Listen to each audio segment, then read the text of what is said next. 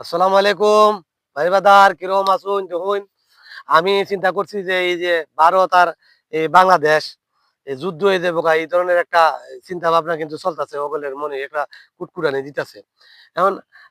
কইতারেন যে আমার দরবের বাবা আমার কিতা কইছে এই যুদ্ধের বিষয়ে দিয়ে সেটা দরবের বাবা কিন্তু অনেক গুরুত্বপূর্ণ তথ্য আমার দিছে যে তথ্যগুলা আমি আপনার সাথে যদি শেয়ার না করি তাহলে কিন্তু হইতো না তার কারণে আমি শেয়ার করতেছি দেখুন বাংলাদেশ একটা ছোট্ট রাষ্ট্র, ভারত অনেক বড় রাষ্ট্র, ভারত অনেকগুলা প্রদেশ আছে। তাইলে বাংলাদেশ আর এই ভারত যদি আপনার এই শক্তির দিক দিয়ে তুলনা করা হয় তো বাংলাদেশ হলো 40 নাম্বার আর ভারত হলো 6 নাম্বার বিশ্ব র‍্যাংকিং এ শক্তির দিক দিয়ে। তাইলে এই ক্ষেত্রে আচ্ছা এরপরও তাইলে অসম যুদ্ধ না একটা তারপর কিন্তু বাঙালি আর এই ইন্ডিয়ান যদি যুদ্ধ হয় তাহলে এই যুদ্ধটা কিন্তু অসম থাকতেছে না। ক্লিয়ার থাকতেছে না এর একটা কারণ আপনারা আমি কই। এটা আপনারা দেখুন বুঝে পড়ে কিনা বিষয়টা হলো এরকম যে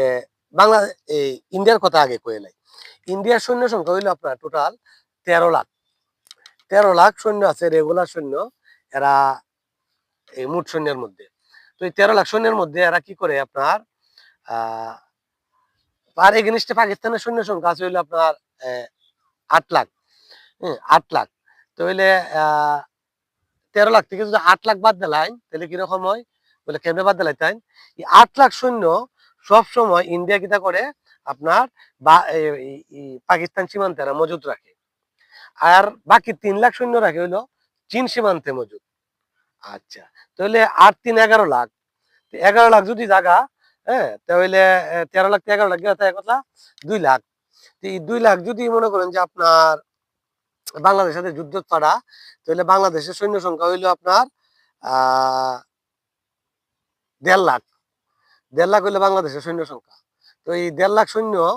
আর ভারতের হইলো 2 লাখ সৈন্য তাহলে যুদ্ধের নিয়ম কি হইলো যে আপনার যুদ্ধের নিয়ম হইলো আপনার যে কোনো দেশের সাথে যুদ্ধ করতে গেলে তার 3 গুণ সৈন্য থাকতে হইব 3 গুণ সৈন্য থাকতে হইব যেটা ভারত যদি যুদ্ধ চায় তাহলে বাংলাদেশের সাথে তাহলে ভারতের 2 লাখ আর বাংলাদেশের হইব 1.5 লাখ তাহলে কিন্তু 3 গুণ হইলো না এক নাম্বার 2 নাম্বার হইলো যে এটা আমি আপনার কোটেশন গুলা কইতেছি 2 নাম্বার হইলো ভারতের যে আপনার আকাশ প্রতিরক্ষা ব্যবস্থা যেটা এই বিমান বাহিনী বাংলাদেশ থেকে অনেক বেশি তো কিরকম বেশি ভারতের 500 বিমান আছে বাংলাদেশের মনে হয় 40টা না 44টা ঠিক আছে এই ক্ষেত্রে ভারতের একটা দুর্বলতা আছে কিন্তু ভারতের দুর্বলতা হইলো এদের ট্রান্সপোর্ট যে বিমানগুলা এগুলার বড় অভাব এটা চীন যুদ্ধের সময় কিন্তু এটা প্রকাশ পাইছে যে ট্রান্সপোর্ট যুদ্ধের যে অনেক অভাব তাহলে রাফাল আছে এদের 16টা না কয়টা না 32টা জানা আছে ইডি যদি মনে করেন যে আপনার চীন এবং পাকিস্তান সীমান্ত মজুত রাখছে ইডি বাংলাদেশ ইডিটা যুদ্ধ করতে হবে তাহলে কিটা করবো সুকুইদা করতে হইব সুকুইদা যদি করে তাহলে বাংলাদেশের সাথে খুব একটা সুবিধা করতে হতো না কারণ বাংলাদেশে তো কিছু না কিছু আছে আচ্ছা দেখা ইডিটা না হয় মনে করেন যে আপনার ফালাইলো বাংলাদেশ এসে বম্বিং করলো কিন্তু বাংলাদেশ তো এগেনিস্টে কিছু করবো কিন্তু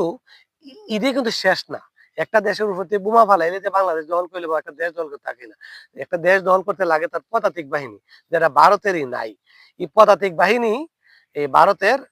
এত সংখ্যক পদাতিক বাহিনী নাই যে বাংলাদেশে আক্রমণ করে বাংলাদেশ দখল করে নেব কারণ বাংলাদেশের যে পদাতিক বাহিনী বাংলাদেশের সেনাবাহিনী আর কি সেনাবাহিনী রেগুলার সেনাবাহিনী আছে 1.5 লাখ রিজার্ভ নাই ঠিক না হ্যাঁ এই 1.5 লাখ কিন্তু 1.5 লাখই আছে এগেনিস্টে কিন্তু বাংলাদেশে আরেকটা বিষয় আছে 70 লক্ষ আনসার আছে বাংলাদেশে যে আনসাররা সেনাবাহিনীর থেকে ট্রেনিং নিয়ে রাখছে এরা যদি অস্ত্র পা তাহলে 70 লক্ষ কিন্তু যুদ্ধ করতে পারবো এরপরে পুলিশ আছে আর্ম ব্যাটালিয়ন আছে সীমান্ত যারা আছে এরা আছে হ্যাঁ তারপর আমরা যারা সাধারণ জনগণ আছি আমরা তো আছি ঠিক না তা আমরা তো মনে করেন যে আর কথাই নাই হ্যাঁ এই যে ওগুলো টল করতেছে বাউন্ডারের কথা বাউন্ডারের এল্লা ছেড়ে দিলে বাউন্ডারের ত্রিপুরা দল করে নেবো 3 দিন লাগতো না সব ফাইট করে নেবো ঠিক আছে এই সব কিছু মিলাইয়া যদিও যুদ্ধটা অসম বাংলাদেশের ক্ষয়ক্ষতি হইব কিন্তু বাংলাদেশে হারাইতে পারতো না এই যুদ্ধে বাংলাদেশটি যুদ্ধে হারাইতে পারতো না আরেকটা বিষয় হলো যে বাংলাদেশে আমরা যারা মুসলমান আছি ম্যাক্সিমামই তো মুসলমান আমরা কিন্তু একটা জিহাদের মনোভাব আছে এই যে আপনার ফিলিস্তিন এরা জিহাদ করতেছে গাজার এরা জিহাদ করতেছে এরপর আপনার হুতি জিহাদ করতেছে সিরিয়ার এরা জিহাদ করতেছে ইরাকের এরা জিহাদ করতেছে আফগানিস্তান এরা জিহাদ করতেছে এখন যদি আমরা এই জিহাদের স্বাদটা যদি না পাই তাহলে কিন্তু একটা আক্ষেপ থাকে দেবো ঠিক না তো সুতরাং ভারত বাংলাদেশ যদি যুদ্ধ হয় তাহলে বাংলাদেশের যারা জিহাদি নিয়ে আসে যারা বক্তব্য দেয় এরা কিন্তু বা আমরা যারা আমরা কিন্তু জিহাদের একটা পামো কিন্তু স্বাদ পামো এটা হইলো কথা আর কি যদিও বাংলাদেশের অনেক ক্ষতি হইব এটা কোনো বিষয় না তবে সব কথা শেষ কথা হইলো যে ভারত আহ, যদিও বাংলাদেশের সাথে হুম হেন করেগা তেন করেগা করেগা কচু, আসলে বেটা তার পকেটে ভরেগা। আসলে ভারত বাংলাদেশে কোনো আক্রমণই করতো না। এই দুঃসাহস, এই দুঃসাহস ভারতের নাই যে বাংলাদেশে আক্রমণ করবো। কারণ বাংলাদেশে আক্রমণ করবো কিন্তু ভারত তো তার অন্তঃকুণ্ডলী শেষ করতে পারে না। এখানে সেভেন সিস্টার লেয়া অরুণাচল আছে, আপনার আসাম আছে, তারপরে মেঘালয় আছে, তারপরে আপনার মনে করেন যে এই কিতা কয় এই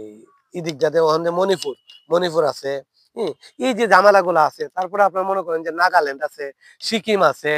তারপরে এমাদা এই আপনার ইয়ে আছে, এদিকে তো তামিলনাড়ু আছে, হায়দ্রাবাদ আছে, জম্মু কাশ্মীর আছে, এরা কিন্তু স্বাধীন চাইতেছে। এইসব অন্ধ কুন্দলেরই ভারতের সেনাবাহিনী এগুলা রিজার্ভ নিয়ে আসে, কিন্তু আপনার মনে কি পারতেছে না, এটা কয় এই চিন্তা করে পারতেছে না যে এগুলা সামাল দিব কিংবা এতগুলা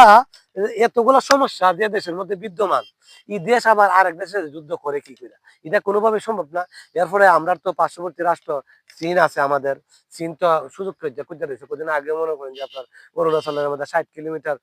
দখল করে লিছে, দখল করে সেটা গাটি গুটি বানাইছে। তো হইলে চীন তো এই সুযোগে আছে, বাংলাদেশের সাথে যুদ্ধ লাগলে একটা একবারে পুরা বাসটা দিয়া দিব, এই হইলো কথা আর কি। তো সুতরাং আমরা যারা বাংলাদেশের অনেকেই যারা চিন্তা করতেছে যে না ভারত একটা বড় রাষ্ট্র, আপনার সাথে যুদ্ধ লাগলে এই সেই করে নেবো, বরঞ্চ না, ভারত কোনো দিনও বাংলাদেশের সাথে যুদ্ধ লাগতো না, এই চিন্তা ভারত করতো না। এটা হলো কথা। আমরা আমাদের অবস্থান থেকে আমাদের যে এই এই সামরিক খাত আছে এগুলা শক্তিশালী করা দরকার, আমাদের নিজেদের মধ্যে ইউনিটি বাড়ানো দরকার, এবং আমাদের যে বিমান বাহিনী আছে এদেরকে এই আরো আরো ট্রেন আপ করা দরকার। শুধু ট্রেন আপ করলে তো না, বিমান বাহিনীতে নতুন নতুন বিমান যেভাবে হোক এটা যুগ হইতে হবে। কারণ বিগত আওয়ামী লীগ সরকার, এই স্বৈরাচার শেখ হাসিনা ভারতের রয়ের এজেন্ট, এই বাংলাদেশে কোনো ধরনেরই ইনস্ট্রুমেন্ট কিনে নাই এই বাংলাদেশের জন্য। এটা বাংলাদেশের জন্য একটা দুর্ভাগ্য যে 17টা বছর বাংলাদেশ পিছনে পড়ে গেছে, অনেক টাকা লুটপাট করে নিয়ে গেছে, যার কারণে আমরা পিছনে পড়ে গেছি। আমাদের মধ্যে জাতীয় ঐক্য হয়েছে, আমরা জাতীয় ঐক্য আছে, আমরা এই মনোবল, দৃঢ় মনোবল আছে, এবং এই দৃঢ় মনোবল নিয়ে আসে আমরা আমাদের যে বাহিনী এগুলো আছে, দেশের যে সামরিক খাত আছে, প্রতিরক্ষা খাত আছে, এগুলো আরো সুসংহত করব, এই আশা ব্যক্ত রেখে আজকের মতো সমাপ্ত করলাম কথা। ভালো থাকবেন সবাই, ধন্যবাদ সবাই।